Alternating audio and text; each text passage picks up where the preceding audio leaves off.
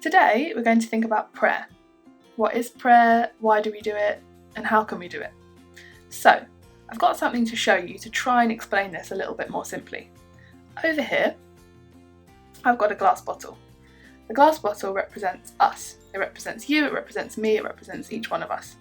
So here we are. I've also got a balloon. Now the balloon represents God. We know God is a mighty being, that He's over us, that He watches over us, He's above us. But that can sometimes feel a bit distant, a bit disconnected. I've got no way of joining these two things together. It can't fit inside, can't go around it. I can't fit them together to join. But there's something else. This match represents prayer. Now, when we pray, we draw closer to God by communicating with Him. Just by talking to Him, telling Him what we think, what we feel. When we pray, we know God is listening. And because we pray and because He listens, I don't know if you can see, the balloon has actually been drawn into the bottle. It's been drawn closer. There's a connection.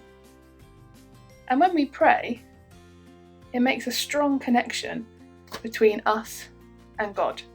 It builds our relationship. It gives us relationship with God. We draw together. We're connected.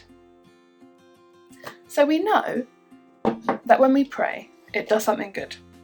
But how can we pray? How do we remember all the things to pray for and all the people to pray for? Well, I want to teach you something called the 5-finger prayer. Now, the 5-finger prayer starts with our thumb. Your thumb is close to your heart. So we use our thumb to remember those who are close to us, our loved ones, our friends and our family. We think about, am I thankful for them? What am I grateful for in them? And what do I want God to do in their lives? Next is our finger that represents teachers. Anyone who teaches us. It might be at church, at school, at home. What do we want to thank God for them? And what do we want God to do in their lives? Do we want Him to help them with their teaching, with what they teach others? Then, your tallest finger represents the leaders in our world. It might be the leaders in your school or your church, and our government. People that have to make decisions for other people and have to guide others. Praying for them that they might guide people well and guide them in God's way. Then, you'll notice my next finger is the hardest to stand up on its own. It needs the others around it to support it. This finger represents the weak in our community. Anybody who's ill, who's struggling, who just doesn't feel very strong at the moment. We pray that they might know God's strength. Then finally, we think about me. What things do I want to thank God for in my life? Do I need to ask Him for forgiveness? Are there things I need His help with? I know I need His help every single day. So here are your 5 things to remember just by looking at your hand. Those close to us, our teachers, our leaders, those who are weak, and me. So that's our 5-finger prayer. But why do we pray? Well, we know that prayer is a useful tool, and it tells us so in the Bible.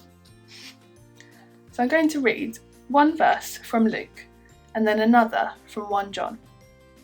The verse in Luke simply says that Jesus told His disciples that they should always pray and never give up.